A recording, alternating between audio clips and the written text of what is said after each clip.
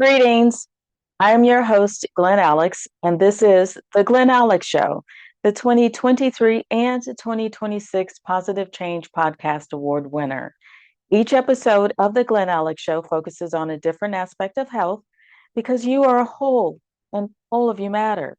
And I am on a mission to help you be joyful, connected, confident, and complete the life experience I call Wellth, Wellth, which is health plus other riches. Keep in mind that those who are wealthy or on the path to be wealthy are balanced physically, mentally, emotionally, and spiritually. And wealthy people do not intentionally harm self or others because they don't have holes or voids to fill within themselves with just anything. So if more of us individually were wealthy, then there would be fewer wars, less oppression, less violence, less abuse, less hate. So please join us on this journey so we can be healthy individually and create this amazing, loving, authentic, kind collective. And before we jump into today's episode, please drop a comment so I'll know what's on your mind and subscribe so you never miss an episode of The Glen Alex Show. And stay tuned for a replay of my fun conversation on the What If I Could podcast with Gary Scott, discussing boundaries, health, and other matters. Thank you. Where your health matters, set your mind, let it flow. Joyful, connected, confident, complete. Let Glen Alex help you back on your feet. The Glen Alex Show.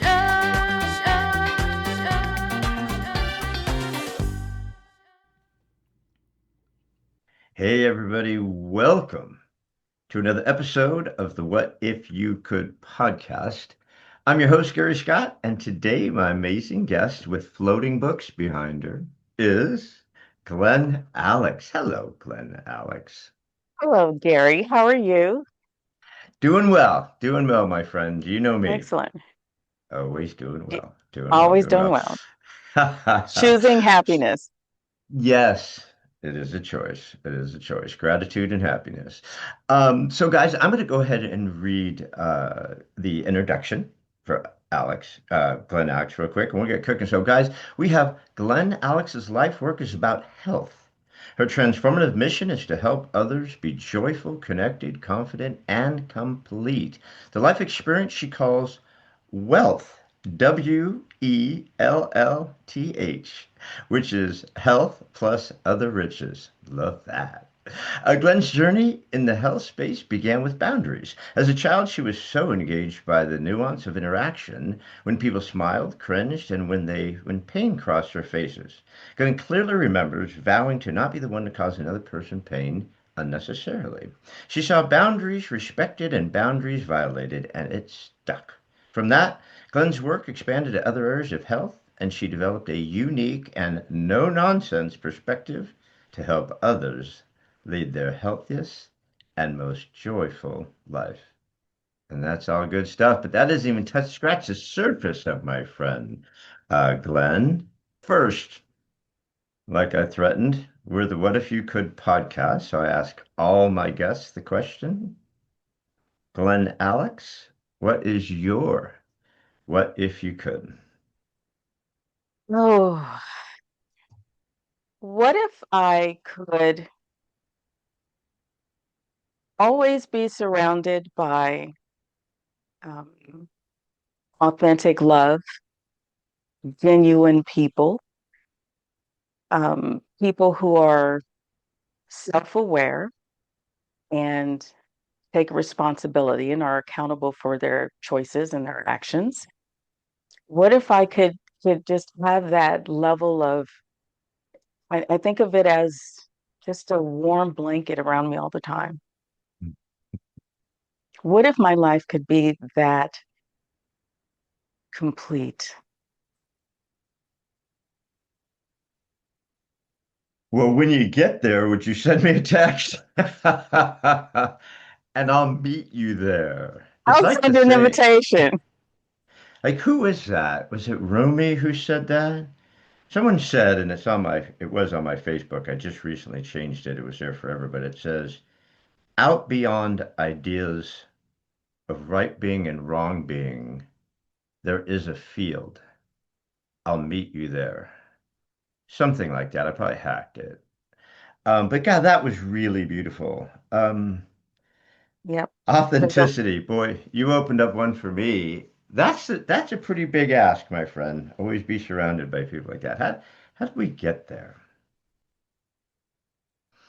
I I think it definitely starts on the individual level.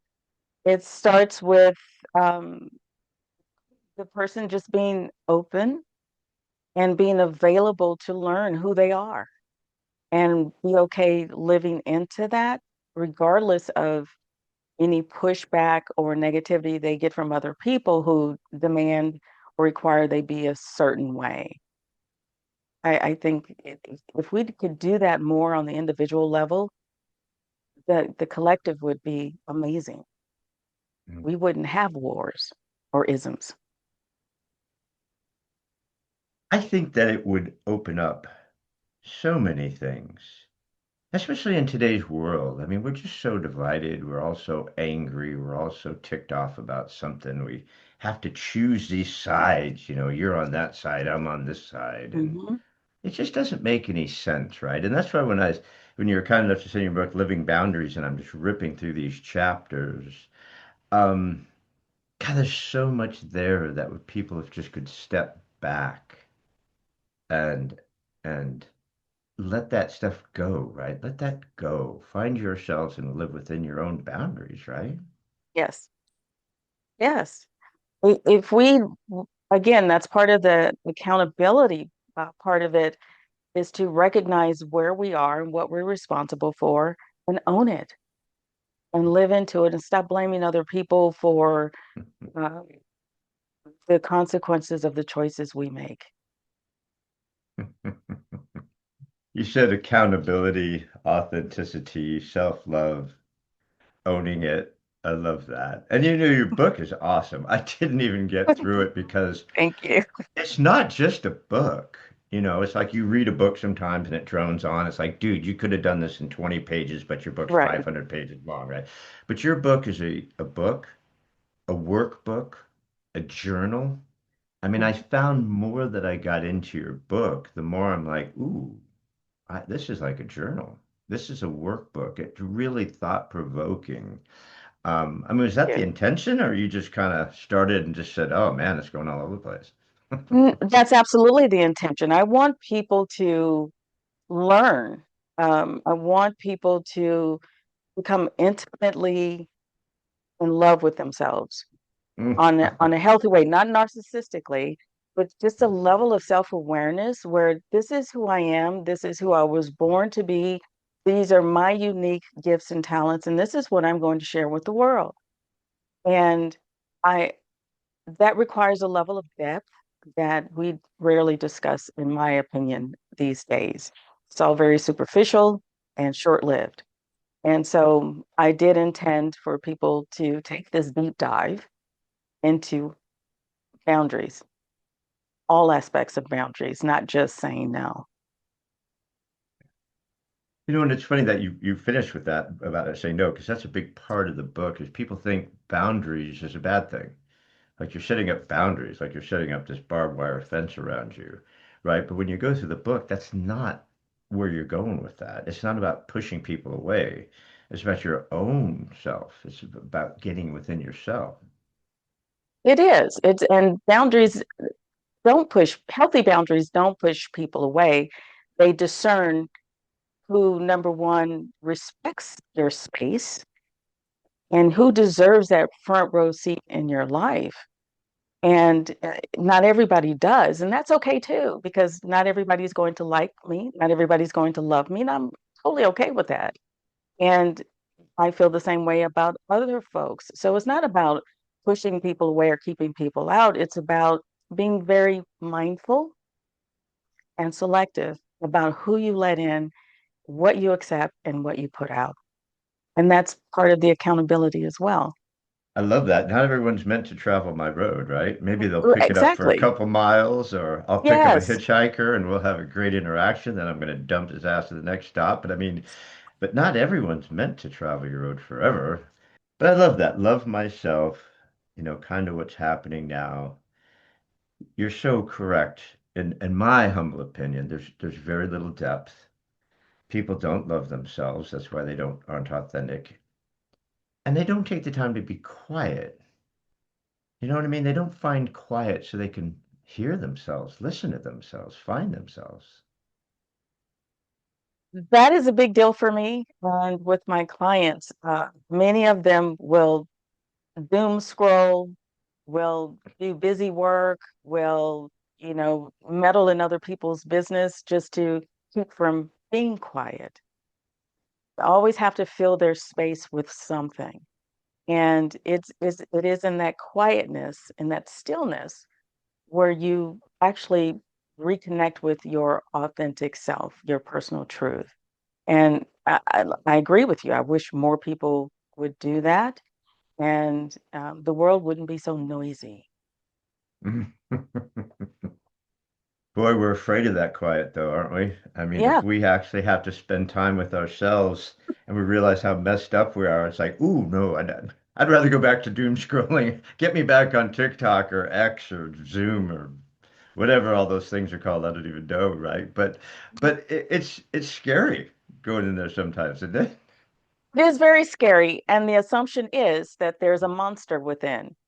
When the reality is just baggage we've picked up from other people that needs to be worked through so we can get to the truth of who we are, to our core. So the fear is ego based, and it's that too is superficial because once you start the work, I have clients who those aha moments are just amazing for me when they get them. They're just beautiful because they are reconnecting with their core, their personal truth, who they were born to be, and cutting out that external noise. I love when you talk about your childhood and the fascination with that. I was like that as a kid. I spent a lot of time at my aunt and uncle's house. My parents would always dump me over there for the summer. And they always had a lot of parties and they were involved in Hollywood and they had a lot of interesting people. And I would just sit there as, 6, 7, 8, 9, 10-year-old kid, just fascinated by all the interactions. Um, but also there's so much damage done in childhood, Hmm. and we just don't want to go there. It's so difficult. Either we don't know, maybe sometimes in our own defense, that that's really the trigger. But that sometimes that's a tough one, isn't it? Getting in that childhood stuff. It is. It is. Although I personally don't believe you need to take a psychic shovel and dig in the past. I think Did you say whatever, a psychic shovel? say that. Writing that one down, psychic. Yeah, you don't have to go dig up the bad stuff from the past because everything we need to work through shows up in the present moment.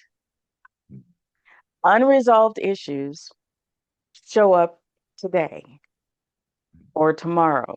So I don't have to go and, I mean, you can do hypnosis, you can do that kind of psychotherapy if you want to go back in that way, that's okay too. I don't think it's required because in some of the work with my clients who are depressed, for example, um, we'll talk about an issue they're having, and in one of their aha moments, oh, okay, that's what happened when I was 6. Okay, my father said he didn't want to see me anymore. We didn't have to. I didn't have to probe and do a lot of digging or hypnosis, just in asking pertinent questions. And she came to that conclusion herself. And so then it becomes more meaningful, and that taps also into her authenticity. So we don't have to go dig in the past. You don't have to go looking for trouble.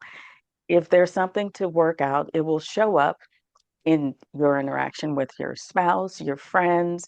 Something will show up at work that will be a trigger, a reminder of what happened before that needs to be worked through.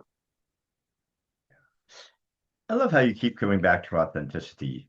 It's funny because one of my favorite topics, and I get to talk about it a lot on the podcast, um, because it's just so rare. We've got the filters on in social stuff. We put out stuff, and people who you really know go, dude, that's such baloney. Come on, bro. I saw what you posted. Yeah, yeah, you don't even like that person. We just, I don't know, we just keep putting it out there. The other thing I loved about your book is the accountability part. Where you would just tell somebody, here's how this works, how this is going to go down. And if you aren't engaged, look, dude, I got other stuff to do. If you are not going to be accountable to me for yourself, then I can't be accountable to you. And it's really tough when people get that message, right? It's like, oh, I didn't think you meant it. I thought you just let me slide forever, right? But no, you don't. You hold people accountable. Um, I worked with a therapist years ago, and he had a great way of describing us, his colleagues. And he described one colleague as giving the client too much rope and helping them slide down the building, right? And another one held on to the rope and wouldn't let the client move at all. And he described me as giving the client enough rope to hang themselves.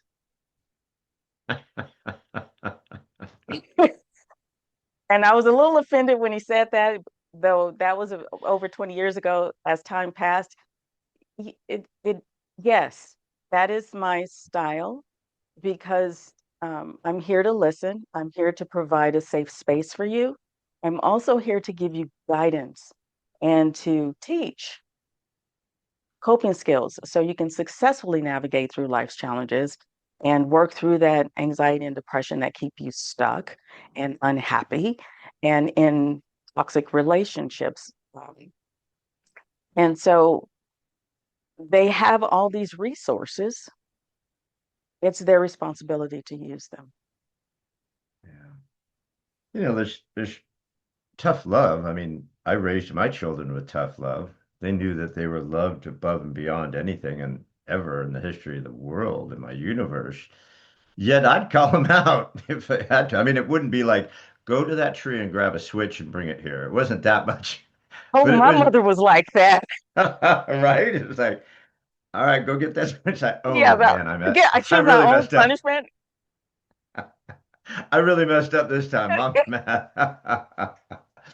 But you have to have, I think there's so much lack of accountability with people, I mean, I think people just cruise along. They just float along. You get up, you do your thing, you go to bed, next thing you wake up, it's like 3 weeks later. You don't even realize how time has flown.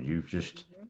You're not even in your life anymore. It's just evaporating. And I love the boundaries because I think that's such a great way to start taking back control of your life. Don't you think? Yes, That's why absolutely. you wrote the book, right? I mean, that's I figured you'd Yes, agree with me on that. You wrote the dang book. that was a great setup. Yes, but it starts with boundaries because um, some people call them inner boundaries. I just simply call it discipline.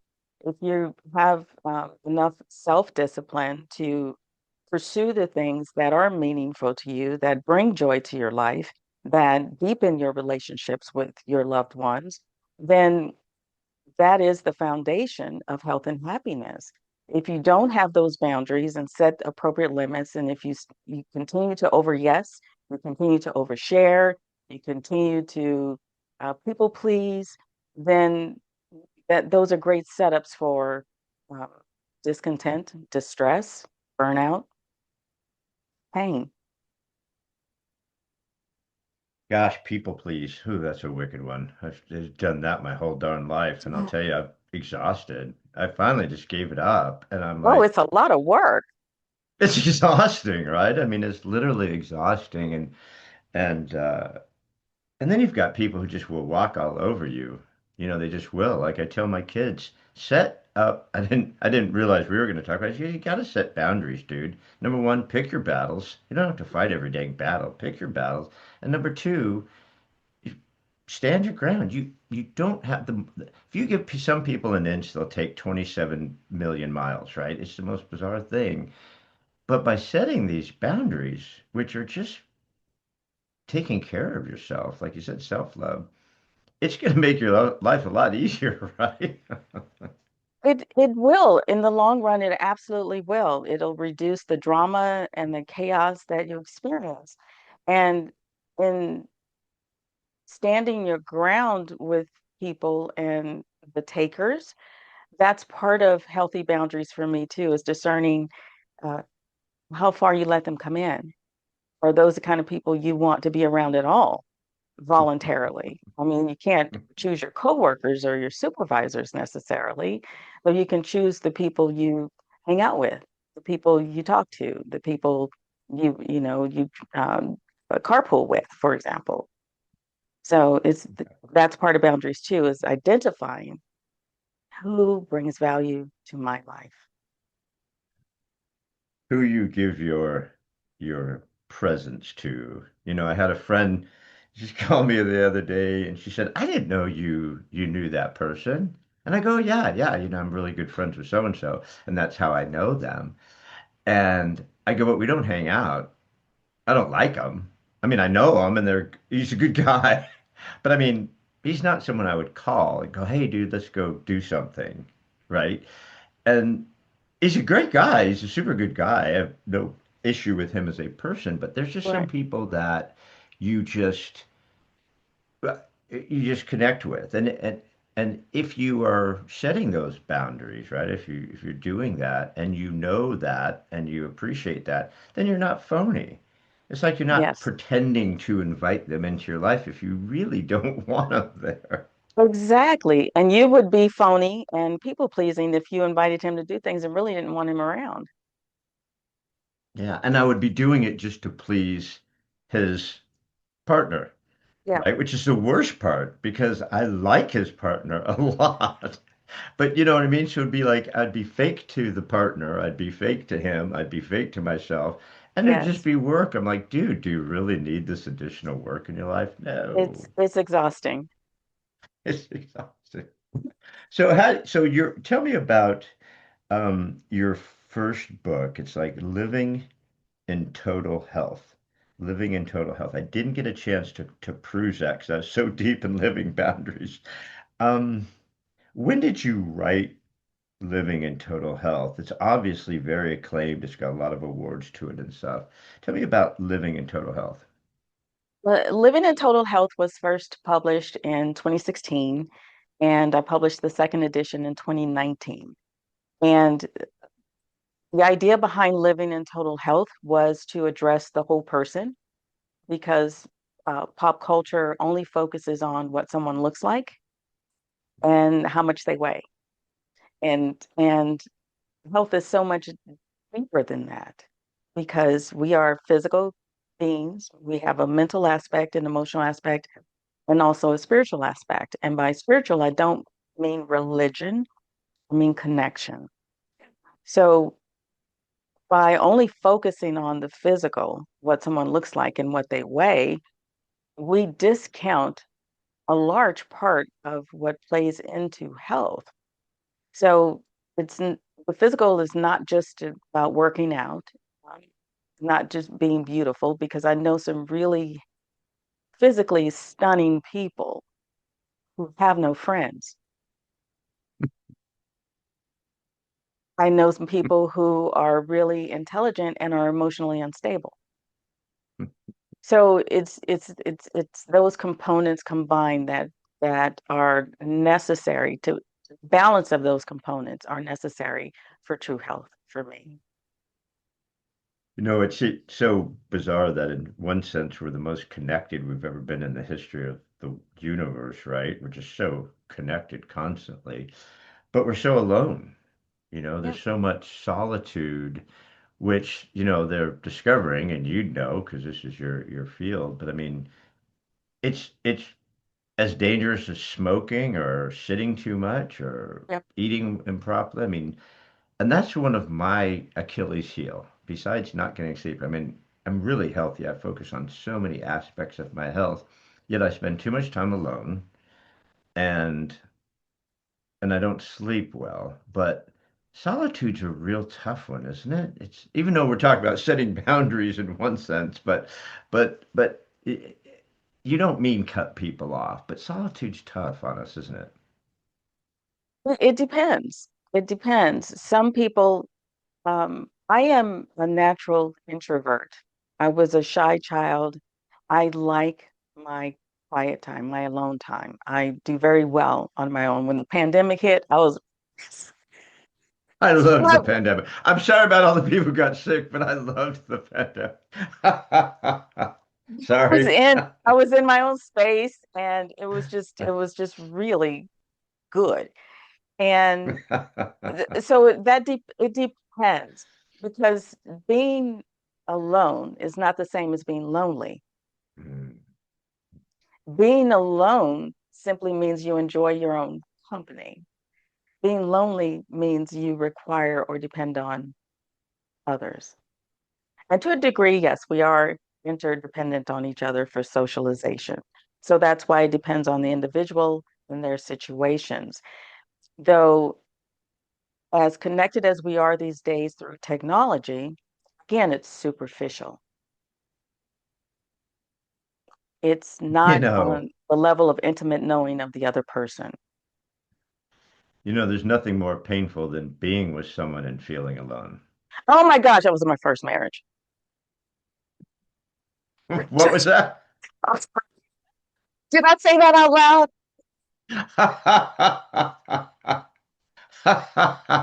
No, no, I didn't hear a thing. You actually did read my book. Sorry. I did. I spruced as much of it as I could. It's a big book. There's a lot going on in the book, okay? I did my best. But I mean, you know what I'm talking about. It's I like do. you're with someone and it just like it's more painful. It is. It is. I actually said in college to all my girlfriends in college, I said, if man doesn't enhance your life experience, then you don't need him. And that's true for friends. That's true for even family members. If they're always negative and bring you down or abusive to you in any way, then that's not the relationship for you. And um, so when I did get married the first time, my girlfriends did tease me. You said XYZ. I said, yeah, and I meant it. And he does enhance my life, which at the time I thought, He won't listen to this anyways. We could let it rip. We could tell the truth. I, it's okay. I'm thinking about, being connected and the solitude and things like that and mental health. I know you go deep in the mental health. Um, I don't want to use the term crisis, but I could. I mean, what do you think about where we are right now with mental health in our country and what's going on? It seems to be off the rails a little bit. I think um, there needs to be a tweak in the conversation about mental health to clarify that mental health is not the absence of problems. Mental health is how well we cope with problems. And their mental health is a spectrum from healthy to ill. So the conversation these days seems to be more on mental illness, which is huge, which is a problem. We need to address it and do better in this country. Absolutely. In the world. Yet conversations to me seem to suggest that everyone is mentally ill who has some disturbance in their lives, some difficulty, some stressors. And that's simply not the case. We focus more on, we do a better job of defining what mental health versus mental illness is. I think that will help uh, make it more clear what the treatments would be, what the approaches could be, how to allocate resources. So break those two down for me then. Mental, because that's a brilliant way to think about it. You've got, because we do kind of just put mental health in a big basket, right? Everything's just like Hmm. mental health. But yeah, there is a pretty significant difference between mental illness and mental health, right? I mean, that's a big difference. It can be, yes. So if this is reality, right? Mental illness, the CDC defines mental illness as the degree of disconnection from reality. Okay. So mental health issues occur like right in here. Somebody dies that you love, you lose your job, um, you're ill, you have a chronic illness and it stresses you out. Um, you're getting married or having a kid for the first time, and there's a lot of pressure and anxiety with that. That's normal life stuff that we are just having a negative reaction to. It's closer to reality. The further you move away from that, that's where the psychosis comes in. That's where um, suicidality comes in, homicidality, and disability. So it's the degree of disconnection from reality. I work with clients that are closer who are just having those um, uh, negative reactions to normal life stuff. Suicide. Um, are we just hearing about it more, or is it being, dramatized, or are we really in a serious suicide issue? It seems we hear more about it, but maybe it's just always been there and we didn't hear about it. Suicide has always been an issue in the mental health industry. In my work, it's always been an issue. I think we're just hearing about it more because it just exploded during the pandemic and that really difficult time around the world. Um, and um, suicide is serious. It's serious. It's permanent, that's for sure. I mean, suicide is permanent. Is it, what do they say? It's a permanent solution to a temporary problem, I've heard that. sometimes. Yeah. Yeah. Coping skills. You said coping skills. And I wonder, but you see so many parents just going overboard spoiling their children because they wanted them to have a better childhood. That doesn't necessarily make a better childhood by spoiling them. I think that costs a lot of people coping skills by just laying on the floor in a grocery store screaming and yelling and kicking your feet and then getting what you want. And then as an adult, it doesn't work in the real world, so their coping skills are off a little bit. Yeah, I personally wish coping skills were a regular part of the curriculum in school. If there were classes on boundaries and coping skills in junior high and high school, we would have healthier adults. And I do agree that some parents go overboard and try to protect their children from the consequences of their choices. There are natural consequences to every choice we make. And when the parent protects a child from theirs, that creates other problems. You think about these.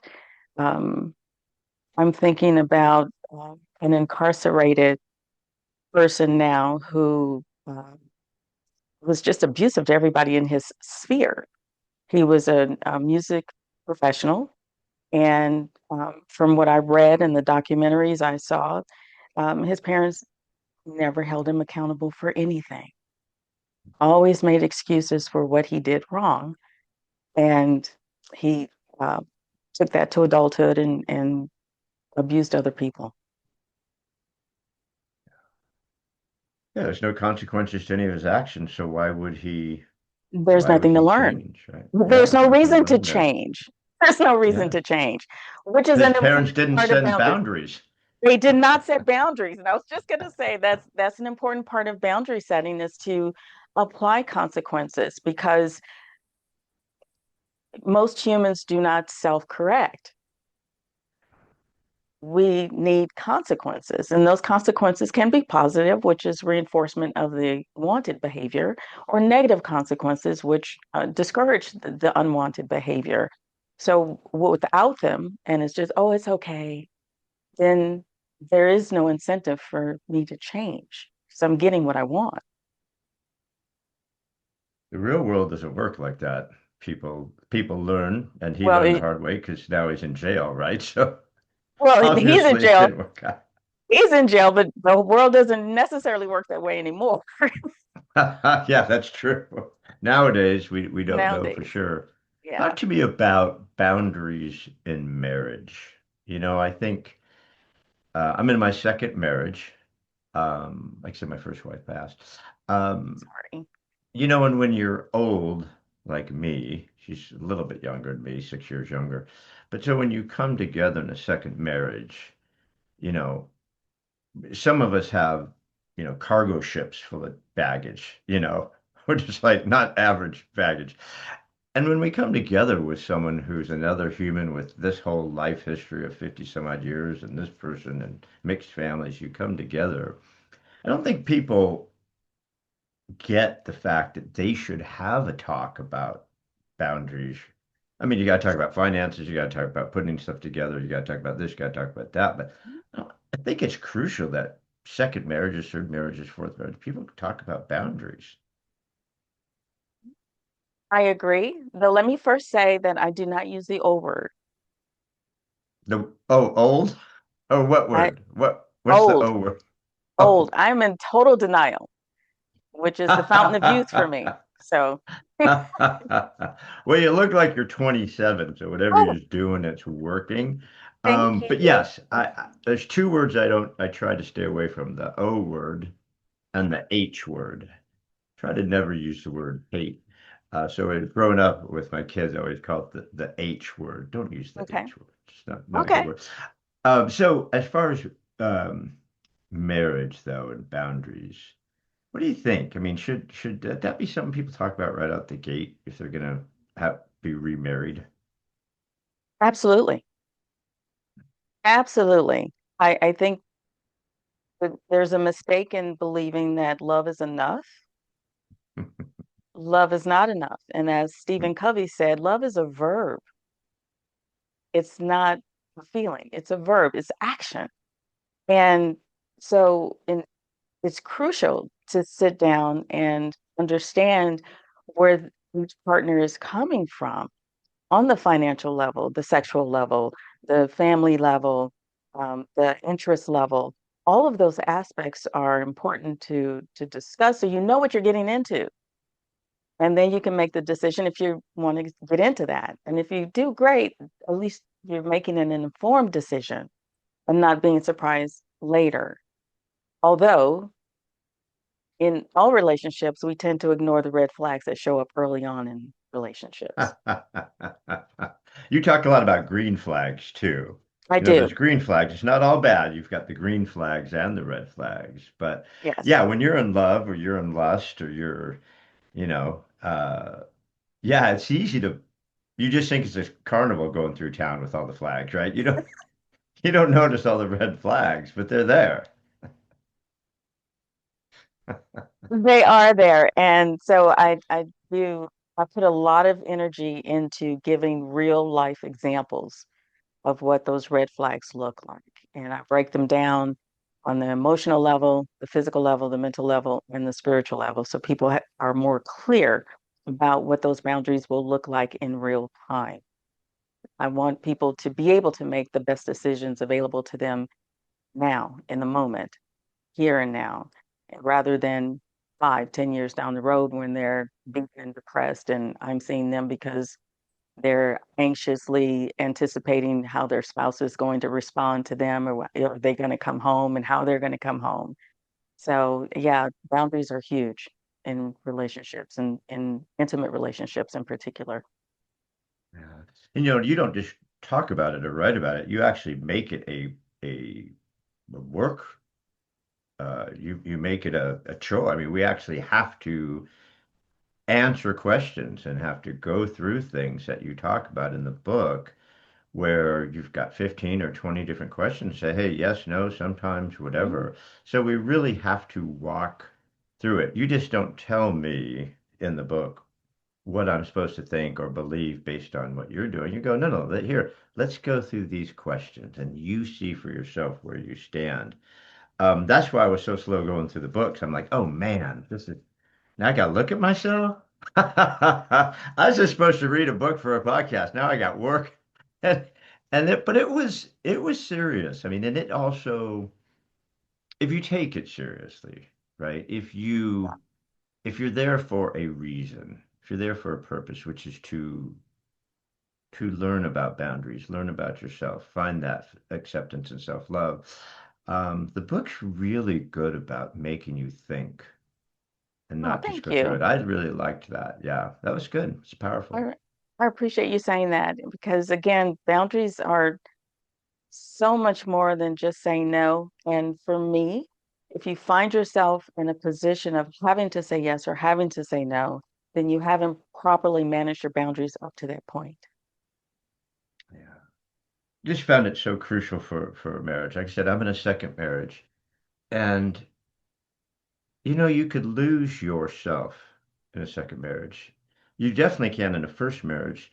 I think in a second marriage, it's also because you brought, like I got married so young the first time, but there wasn't anything to lose. We 18 and 20 years old, we grew up together. Everything that we had, we knew together. But when you come together later in life, it's so easy to lose yourself in someone else, trying to make the marriage work. Maybe you've been divorced a couple times, you don't want another quote unquote failure. And Yes, so you become not only the people pleaser, but you give up your own identity in order to think you're helping the marriage, but that's so far from the truth. that is far from the truth. And while that may be true for one partner, the other partner is taking. Both typically are not people pleasers. Right. So it is um, really important for the partner who doesn't want another failure to be more clear about who they are and what they will and won't tolerate and what they're willing to give and be honest about it. Do some honest self-reflection so you have a better understanding of what you're bringing to that relationship. And I see relationships as complementary. I don't see it as opposites attract. So, and relationships are not a static 50-50 because one day I may not feel well and I can only give 20%. Then it's my husband's responsibility to bring in the 80. So there's this fluctuating energy and availability that we have to navigate through almost daily. And so it is important to have open communication with your partner. And as you say, in the second marriage, because you do bring all that baggage. And then you might have that hope that, oh, it'll work this time because it's not that person. No, you still have work to do. I think of it as a tango. Bump, bump, bump, bump, bump, bump, bump, bump, and you're just going back and forth and you're spinning and you got the whole tango thing going because it really is like you said. I mean, sometimes you're going in this way, sometimes you're going this way. You're putting Yes, 80%, you're putting 20%. It's not, it's not just slow dancing in the middle of the floor. You're not going anywhere. You're exactly. barely moving. You're going back and forth. And sometimes the Um, tempo changes. Yes. And sometimes you spin and you actually let them go. It's like, oh, holy poop, I better get them. If you want them back, I actually did that on purpose. Get out of here. I've got boundaries. Um, There he I'm is. talking, sorry. I, sometimes you gotta let them go. Um, total health, total health, physical, mental, emotional, and spiritual. And you've got some work in your book on that. You've got some tests. What do you call them at the end of the chapters when you have us do stuff? What do you Just activities, exercises. And exercises? That's what I'm talking about. and by So the way, But by the way, living boundaries is an expansion of the boundaries chapter in living in total health.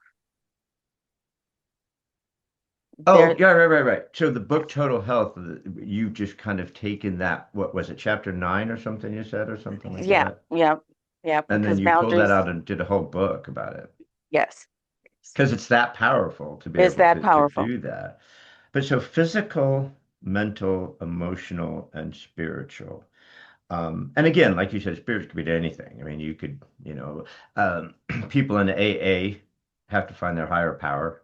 A Yes. lot of them don't turn to religion because they're against religion, but they still are able to find a higher power. They have to have something that will get them to stop using or whatever. So spirituality can be many things to many people, but I love that. The physical, the mental, the emotional, the spiritual, the whole self is what you're working on with that. Hmm. And so with the first book, and again, I'll have to cruise through it. Where did you go with that? Where did you take people with the physical, the mental, the emotional, the spiritual? Where did you take people in that book?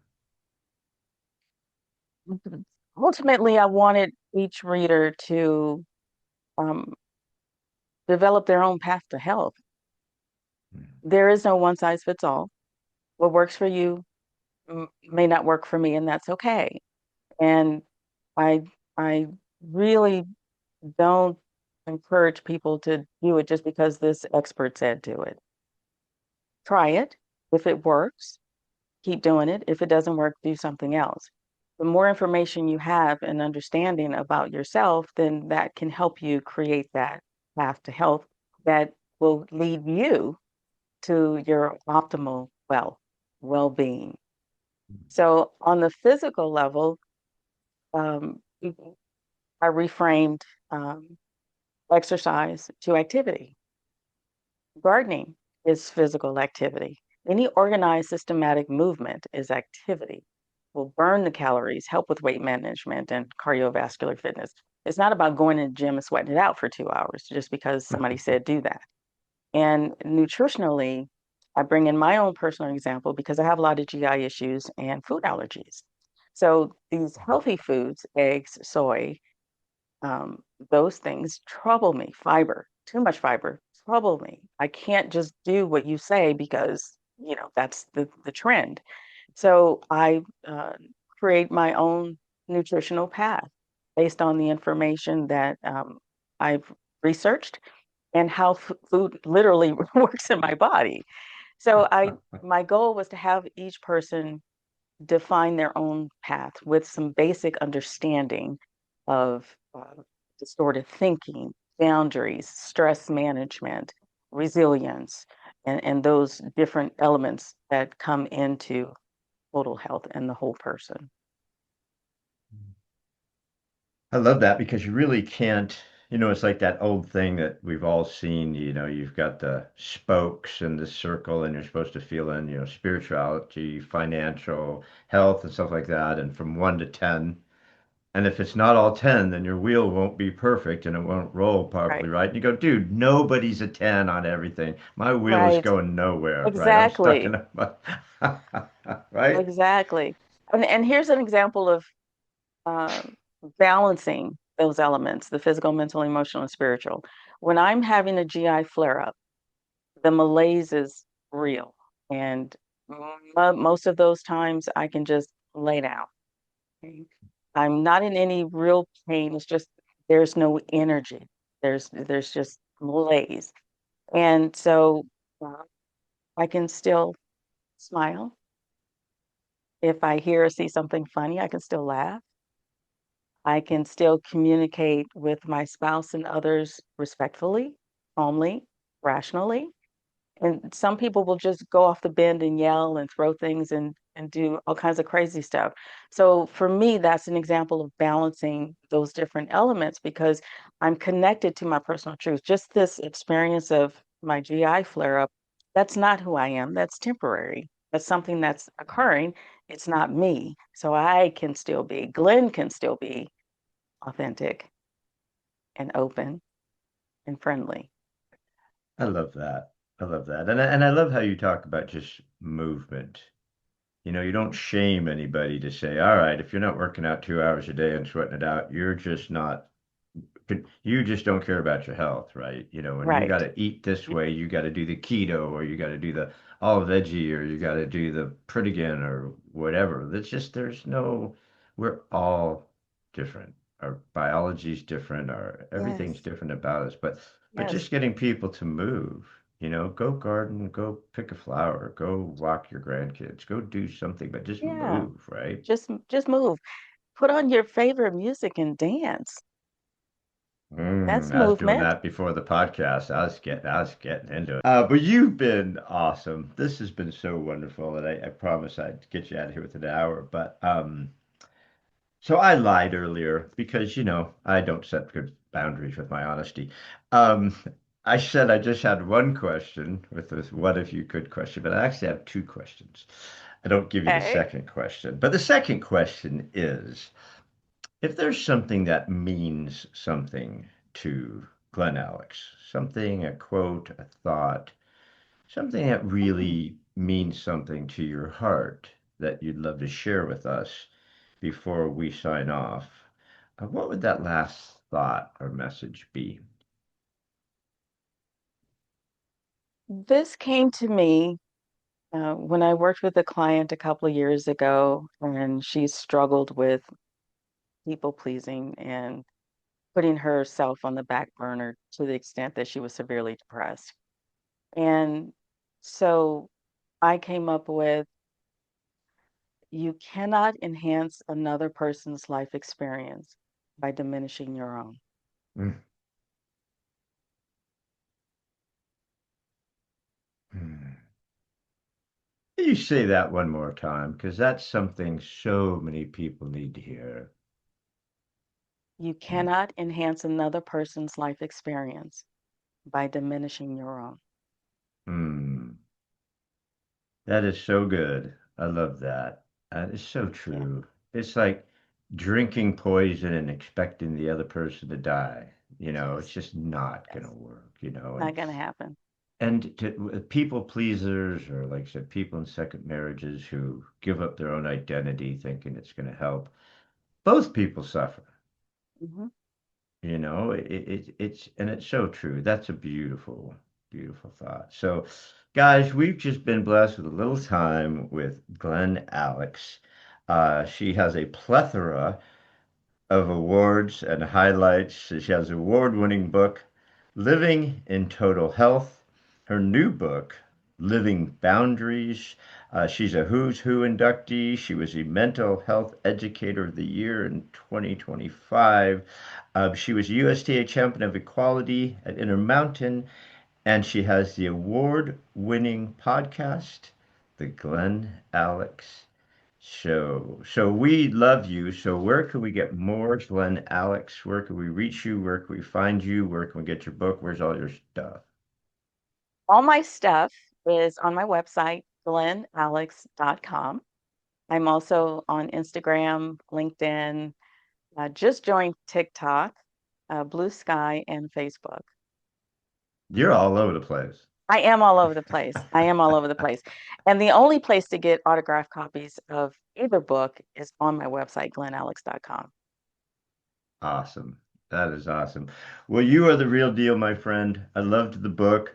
I'm only like halfway through because of all these exercises you keep making me do, which are scary. I My realize bad. my I, I realize it is your bad. I realize my boundaries suck and I need some help. So I'm going to read it Not again. true. I'm going to Okay. keep doing the exercises. They are good stuff, and you are golden, my friend. I'm so Oh, grateful that you joined us today.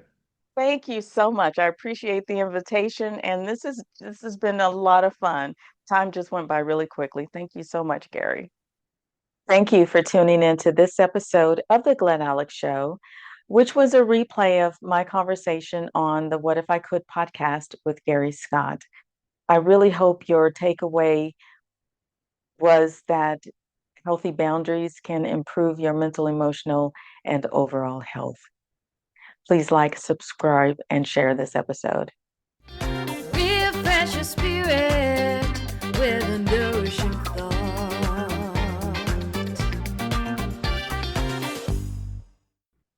Please allow me to leave you with this nourishing thought. Boundaries are the foundation of health and happiness. I said that because I believe that boundaries, healthy boundaries, set the stage for healthy relationships with self, loving, authentic, and meaningful life experiences, improved mental, emotional, physical, and even spiritual health. Poor boundaries, on the other hand, do lead to anxiety, depression, burnout, overwhelm, troubled relationships, you name it. So please take steps to assess your boundaries, identify which ones to develop and strengthen, and then go about setting and affirming them to preserve your health and well being. And if you need guidance, please grab a copy of Living Boundaries, which is a deep dive into boundaries because healthy boundaries are so much more than just saying no.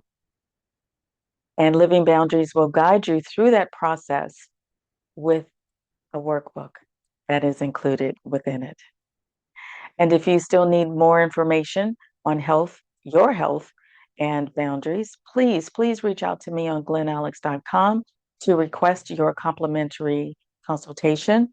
Order your copy of Living Boundaries, which is available on Amazon in 18 countries. Those links are available on livingboundaries.com. However, only signed copies are available in the continental United States on glenalex.com. So order your copies today and gift one to someone you care about. Then stay tuned for the next episode of The Glen Alex Show. And until next time, be well.